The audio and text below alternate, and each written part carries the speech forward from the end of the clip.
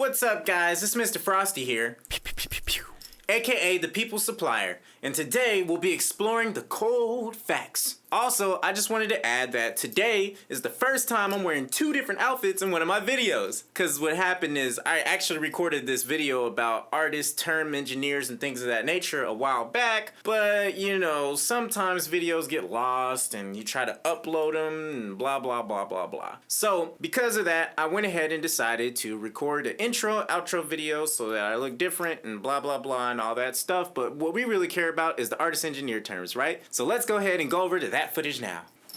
In today's study, we'll be discussing common terms used by tracking and mixing engineers that every music artist should know.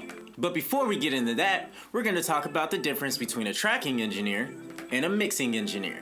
So a tracking engineer is sort of like, I guess the easiest way to call it would be a recording engineer. The tracking engineer is the guy that you see at the studio sitting behind the computer while you're in the booth. The tracking engineer tracks your vocals and records you, and then after that, I mean, sometimes they do stuff like cut out breaths and tighten up vocals and things like that, but a tracking engineer's main purpose is to record you. Now, most tracking engineers, if they're good tracking engineers, are gonna make sure that they get the best sound out of you possible so that when they send it over to the mixing engineer, their job is a little bit easier. So now, let's talk about mixing engineers. Mixing engineers are the people that you often don't see. Mixing engineers are the ones that get the songs from the tracking engineer or straight from the artist if the artist recorded themselves, and they're the ones that actually put on the compression and the EQ and go into deep surgical I like that way of saying it. And go into deep surgical editing, such as taking out breaths, taking out extra S noises, taking out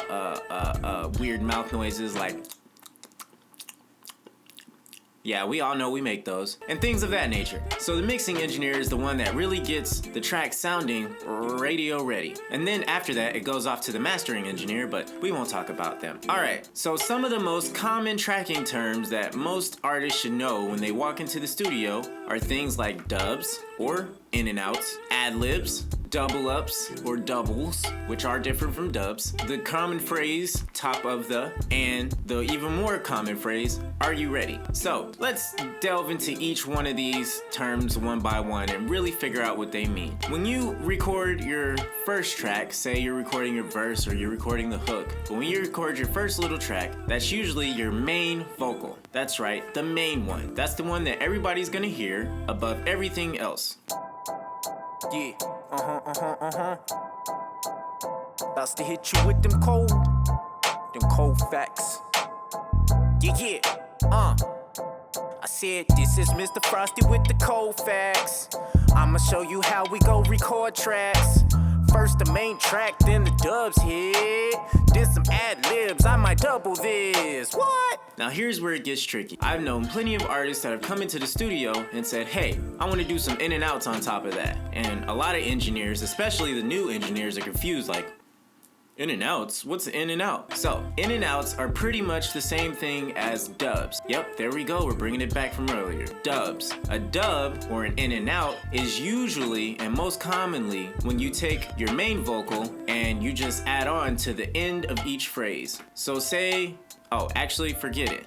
I'll just go ahead and do a little video over here, and it won't be over here, it's gonna take over the whole screen. That shows me putting a dub on top of a main vocal. Yeah, About to hit you with them cold facts. How we get down? Yeah. I said this is Mr. Frosty with the cold facts. I'ma show you how we go record tracks. First the main track, then the dubs hit. Then some ad-libs, I might double this. What? Okay, I think I did it. Alright, you see now that a dub or an in and out is really just to catch the end of each phrase and emphasize the important parts of your main vocal. That's what a dub is for. Now, the next term that most people tend to get confused with dubs or tend to mix in with the dubs is the ad-libs.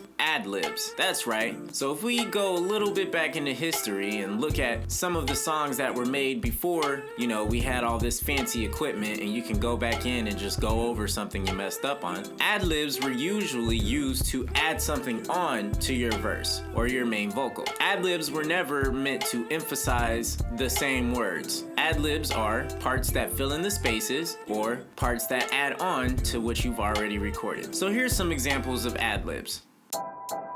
Yeah, About to hit you with them cold facts. How we get down? Yeah.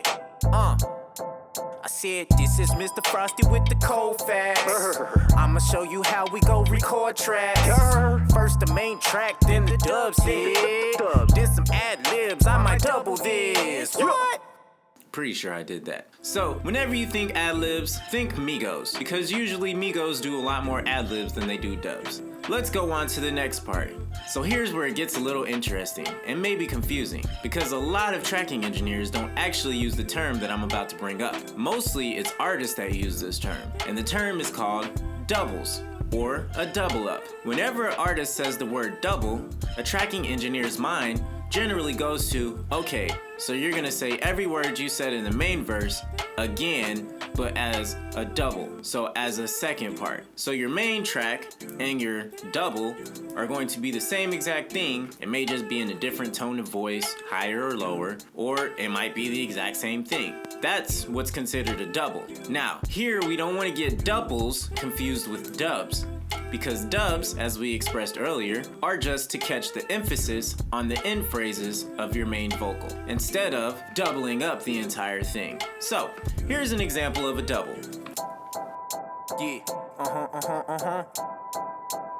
About to hit you with them cold facts. How we get down? Yeah. I said, this is Mr. Frosty with the cold facts. I'ma show you how we go record tracks. First the main track, then the dubs hit. Then some ad-libs, I might double this. What? Yeah, usually not my favorite. As far as mixing engineers go, doubles muddy up the track a lot, and it's just not fun. That's how it's done.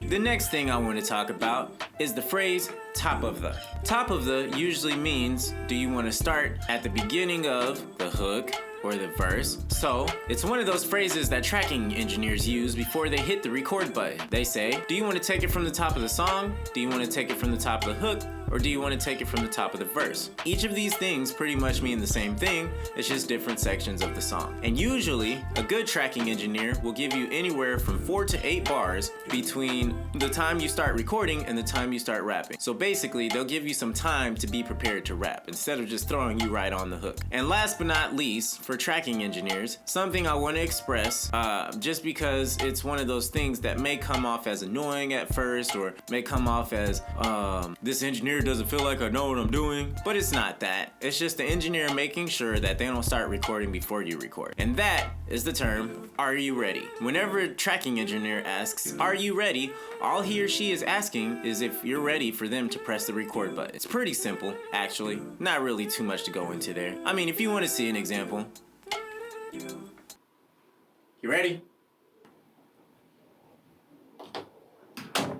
So as you saw, pretty simple. Well, I hope you guys enjoyed the video. As always, like, share, and subscribe. If you got any more questions, anything else you would like me to talk about, go ahead and drop it in the comments below. I have links to my Patreon, SoundCloud, Spotify, I don't know, all those things that matter and don't matter. Thanks for watching. I'll see you guys later. Yeah, About to hit you with them cold facts. How we get down? Yeah. I said, this is Mr. Frosty with the cold facts. I'ma show you how we go record tracks. First the main track, then the dubs hit.